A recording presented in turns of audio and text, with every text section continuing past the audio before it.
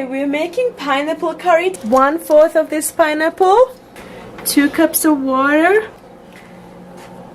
1/4 of an onion, 2 garlic cloves, 1 teaspoon of fresh ginger, 1 banana pepper.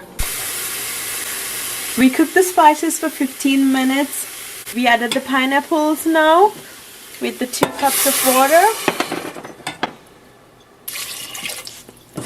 Cover it with the lid and increase the heat to medium-high. We're gonna let it cook. We kept the pineapple for 20 minutes in high heat and 20 minutes in low heat. We're gonna add half cup of coconut milk now.